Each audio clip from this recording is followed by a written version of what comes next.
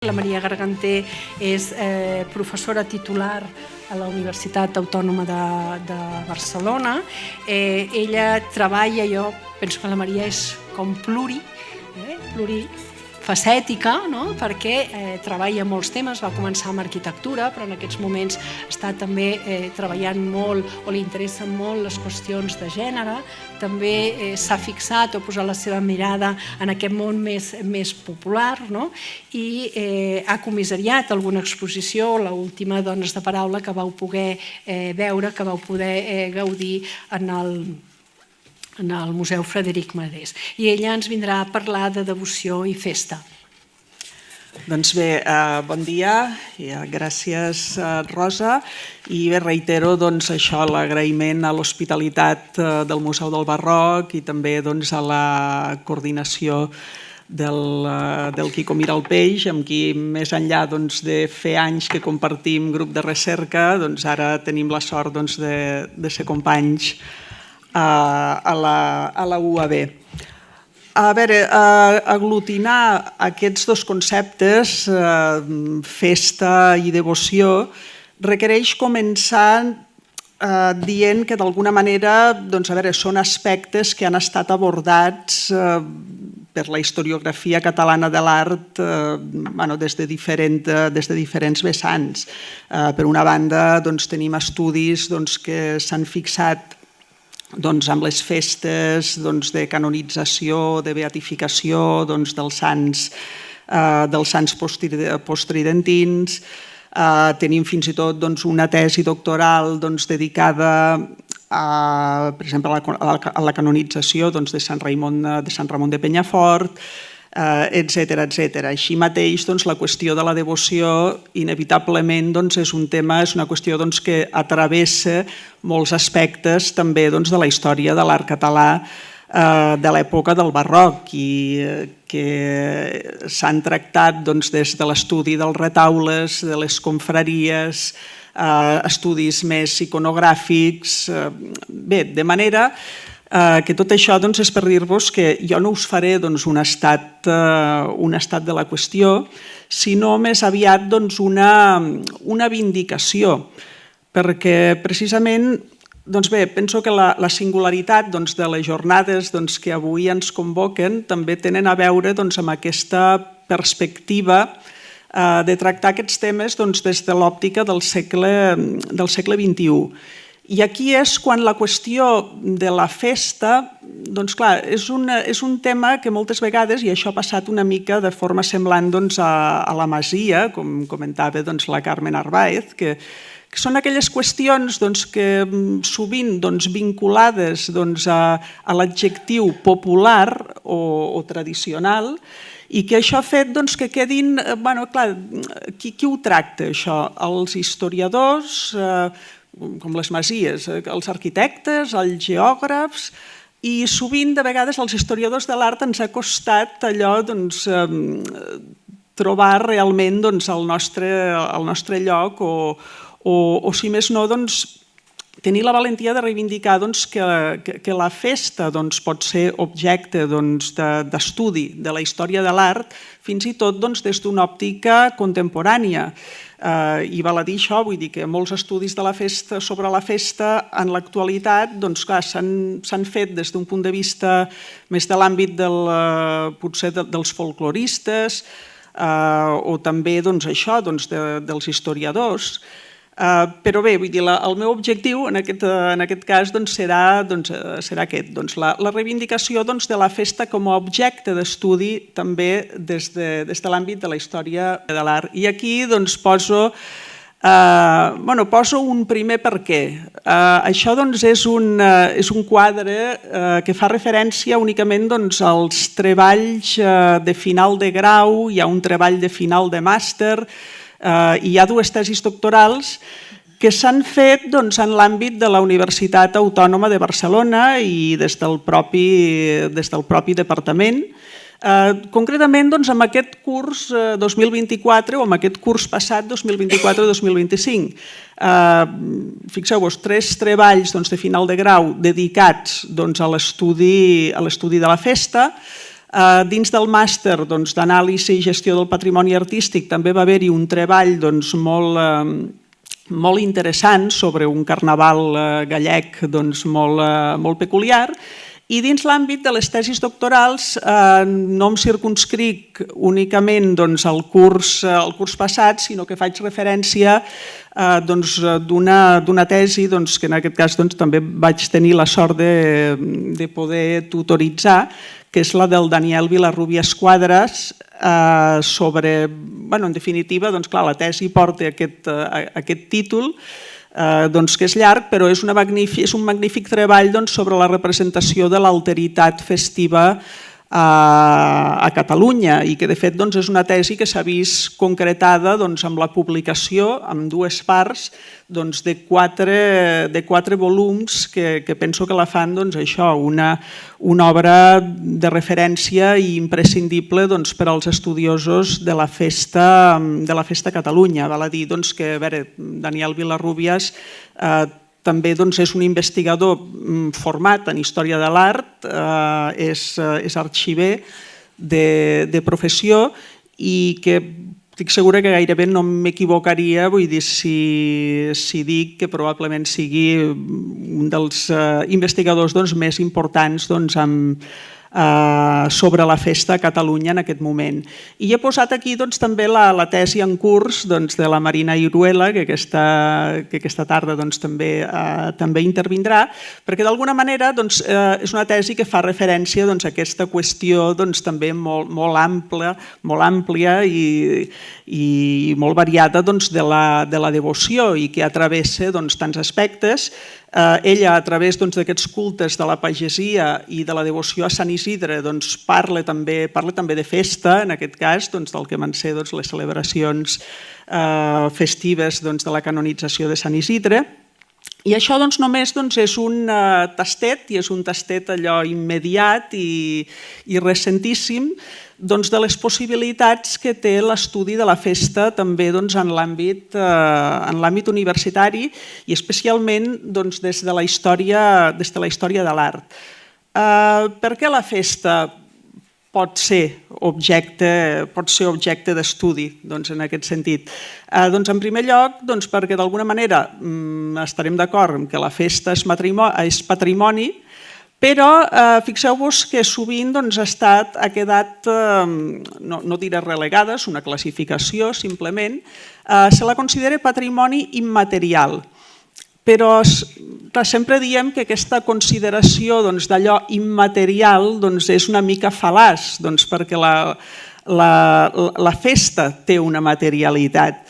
I aquí m'estic referint, només en serien alguns exemples, a l'existència encara avui en dia d'imatgeria festiva d'època del barroc,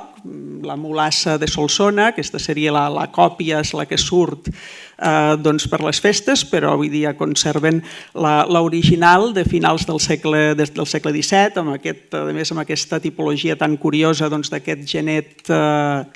d'aquest genet incorporat molt a la francesa, o fins i tot el mateix drac de Solsona, que aquí he posat la il·lustració del magnífic llibre del Raül Garrigasait, que també és un drac d'època.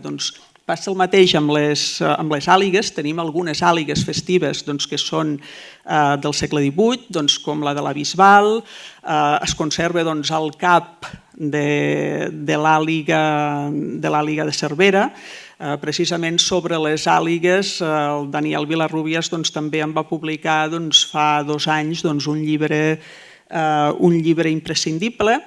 o tot el que seria els gegants com a part important de la comparseria festiva. Aquí perdoneu-me l'excés i l'atreviment d'haver posat un tiepolo, el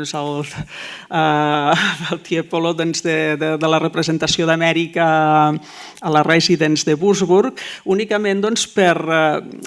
il·lustrar la voluntat que tenien aquests gegants indis de Reus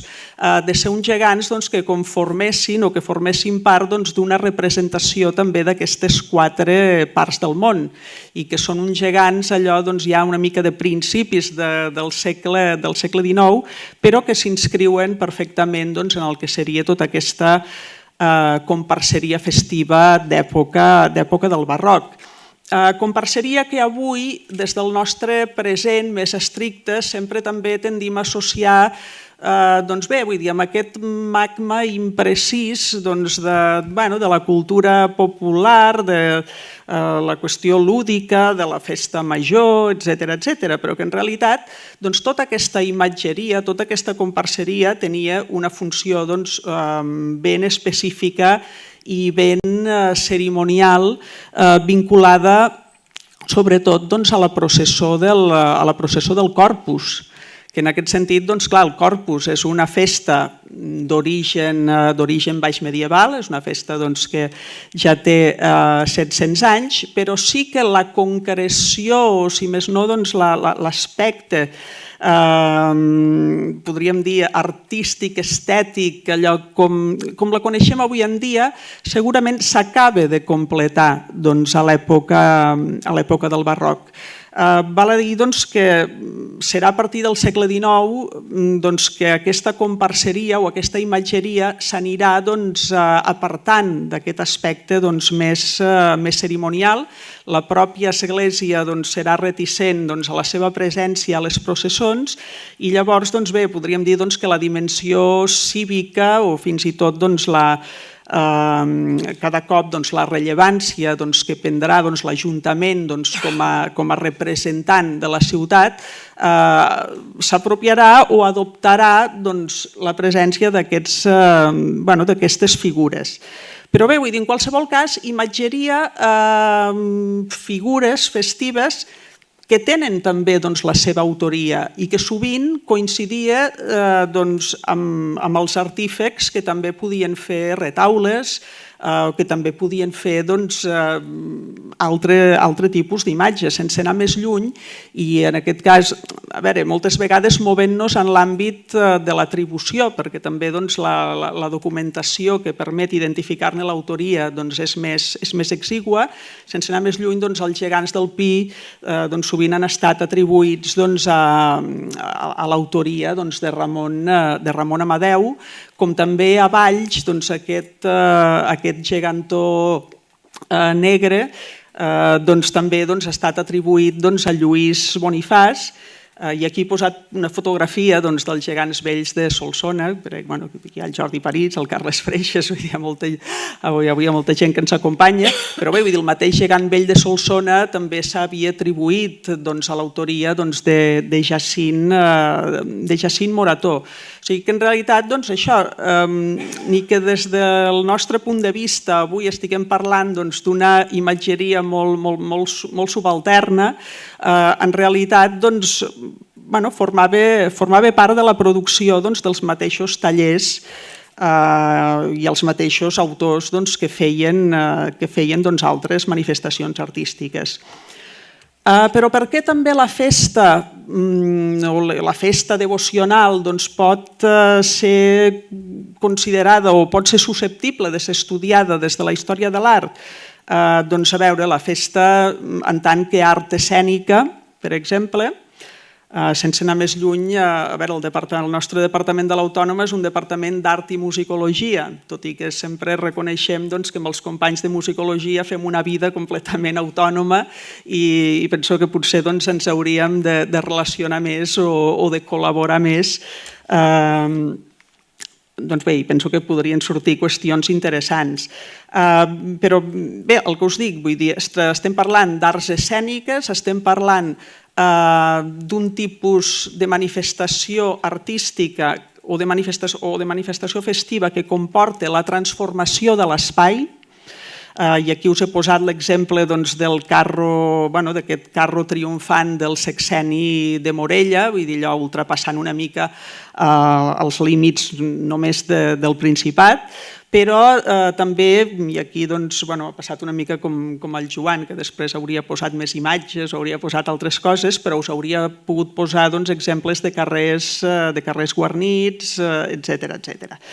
Clar, dins aquesta també altres aspectes d'aquest d'aquesta qüestió vinculada a l'art efímer. Sovint, quan parlem de festa, també dic que la qüestió d'efímer és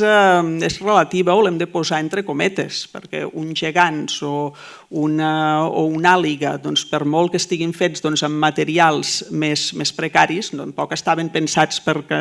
canviar-los cada any. I passava el mateix amb un monument de Setmana Santa, n'hauria pogut posar més d'un, però he posat el de Ribera de Cardós perquè potser és l'últim que s'ha restaurat i l'ha restaurat el Centre de Restauració de Béns Mobles de la Generalitat. Em sembla que també hi ha intervingut l'Escola Superior de Restauració d'Aigua Blava i és això, aquest monument de Ribera de Cardós, que clar, fixeu-vos, de fet, i això passa el mateix en el monument de Segueró, aquests monuments avui en dia també, clar, evidentment, passen a tenir aquesta consideració patrimonial i, per exemple, tant a Segueró com a Ribera són monuments que queden exposats tot l'any. O sigui que, en aquest sentit, queda desvirtuat una mica la seva funció originària de ser monuments desmuntables que únicament s'exposaven quan tocava, que en aquest cas seria Setmana Santa, o el cas del novenari d'ànimes que tenim a Segueró, etc. Us he posat aquests armats aquí al costat perquè fixeu-vos que precisament un dels elements més recurrents en els monuments de Setmana Santa és la presència d'aquests soldats romans que estan custodiant el sepulcre de Crist i que passen a ser un element molt recurrent en les processons de Setmana Santa d'època, com a mínim, d'època del barroc. Sí que és cert que pel que fa als manaies de Girona, estaríem parlant en aquest cas d'una configuració del que en diuen el maniple o el manípul, que ve molt dels anys 40, quan hi ha, evidentment, una interrupció i a partir dels anys 40, d'alguna manera apareixen més tal com els veiem avui en dia, amb influència en la indumentària també de les pel·lícules de l'època, parlaríem d'una benorització d'aquesta escenografia, però us he posat també aquests altres d'Esterri d'Àneu, perquè els armats d'Esterri d'Àneu són una recuperació recent dels anys 90, però que és una recuperació que es basa en documentació antiga i es basa en fotografies anteriors a la Guerra Civil, on veiem, no es veu massa bé, però que van avillats d'una manera molt singular, amb aquesta mena de mantons de Manila lligats a la cintura, amb les espardenyes envetades i que devia ser la manera pintoresca que tenien uns armats a muntanya de vestir-se com a soldats romans. Bé, i de fet això, particularitzaré el que em quedi de la intervenció amb la qüestió de la Setmana Santa, perquè és una de les possibles vies d'estudi a explorar. De fet, sempre quan poso el tema de la dansa de la mort de Verges, clar, la resposta sempre és la mateixa. La dansa de la mort és medieval. I sí que no se m'enfadi l'Anna, que tinc una medievalista aquí. És evident, hi ha un consens allò en presentar la dansa macabra com a origen d'aquesta representació, però tampoc podem negligir el fet que la documentació sobre la processó de Verges, la més antiga que tenim és de mitjans del segle XVII i és el 1666 que veiem per primer cop la veiem per primer cop esmentada i que en el context d'època del barroc segurament és quan també s'acaba de conformar, podríem dir, la visió o la composició que tenim avui en dia de la dansa de la mort. Fixeu-vos això, un dels esquelets porta un rellotge, els altres porten un platet de cendra, vull dir, no deixa de ser una mena de vànitas en moviment, per dir-ho d'alguna manera. Clar, aquí us he posat al costat també un altre exemple també de paralitúrgia vinculada a la Setmana Santa i molt interessant, que és el desclavament de la Granadella, on tindríem el desclavament de la creu d'un Crist de braços articulats que és col·locat a l'interior del sepulcre i també una processó d'armats. La diferència entre l'un i l'altre és que, per una banda, tenim la dansa de la mort, que és un exemple de turistificació patrimonial, allò de manual, perquè fixeu-vos que ara la gent va a Verges a veure la dansa de la mort, però la dansa de la mort era un element que no tenia autonomia per si sol, simplement era una part, vindria a ser una part, un misteri més de la processó de Verges. Però clar, ha sigut el turisme el que ha fet que ara la dansa de la mort, per exemple, hagi guanyat autonomia i si no saps massa ben bé on vas, aniràs a Verges i pagaràs una entrada per veure una mena d'espectacle que fan previ a la processó, per això que és un espectacle per a turistes. Després hi ha la processó normal i la dansa de la mort simplement va dansant i va processionant enmig dels altres misteris de la processó. En canvi, el tema de la Granadella podríem dir que és un tema encara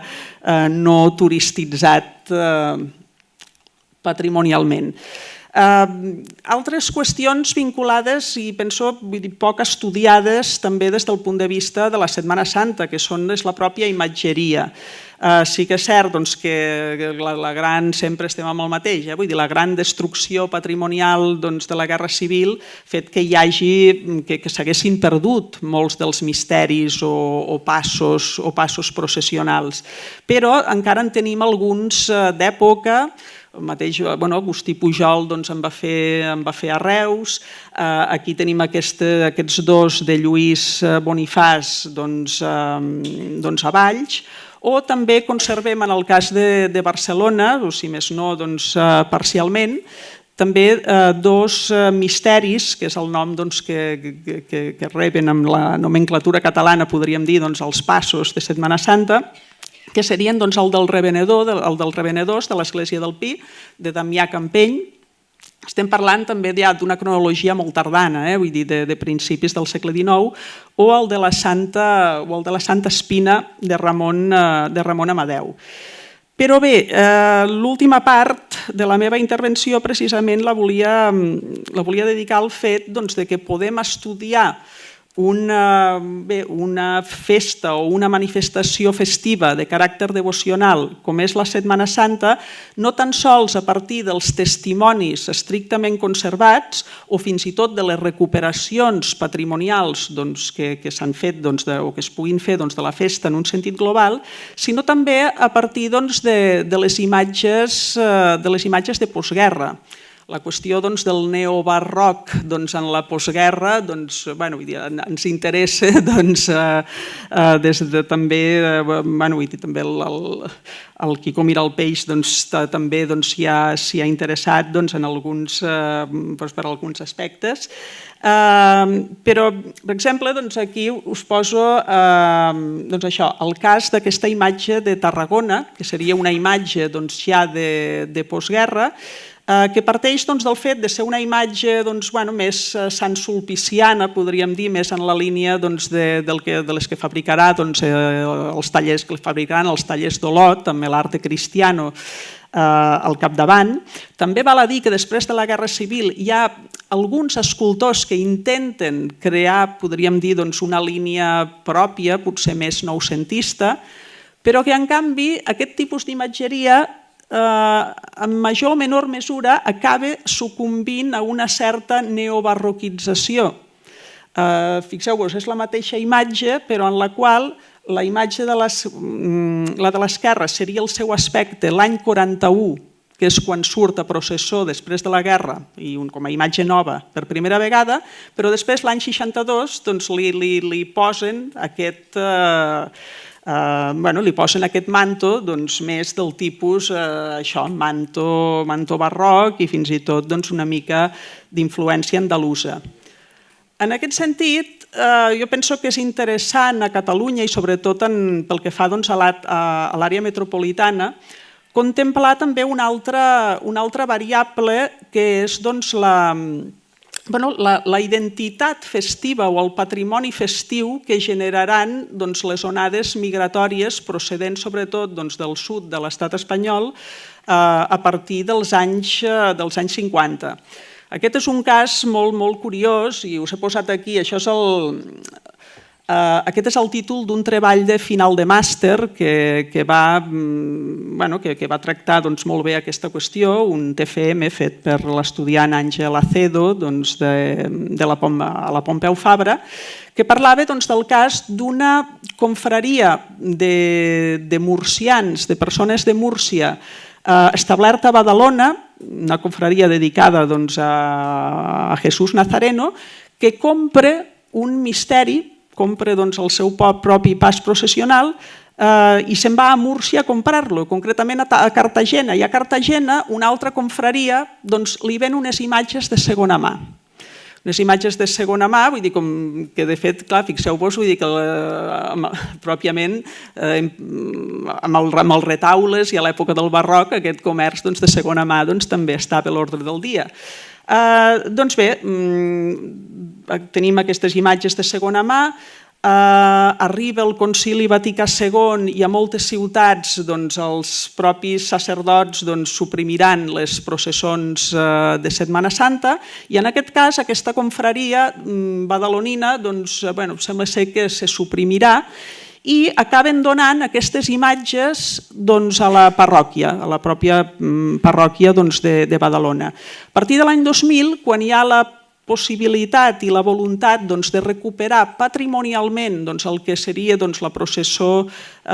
històrica a la ciutat, es troben aquests bustos que es portaran també a restaurar al Centre de Restauració de Béns Mobles i sembla ser que es rep una trucada en un moment d'un investigador murcià que diu que aquests bustos podrien pertànyer a un sant sopar que haurien fet Salcillo per aquesta confraria de Cartagena. Clar, aquí sota us he posat un pas de Salcillo, la imatge superior seria una foto antiga del que era en origen el pas processional, aquest pas processional o aquest misteri en el seu context a Cartagena. I bé, clar, tenim aquesta curiositat d'aquests suposats salcillos a Badalona, que després sí que és cert que posteriorment s'ha dit que podrien ser obra d'un deixeble i més ja del segle XIX, d'un tal Antoni Riudavest, però que en qualsevol cas, penso, i això ho llanço, i sempre ho dic a classe, a vegades, de tant en tant, sempre també ho llanço com una possible línia de recerca, que és això, vull dir, tota la producció d'imatgeria generada per aquestes confraries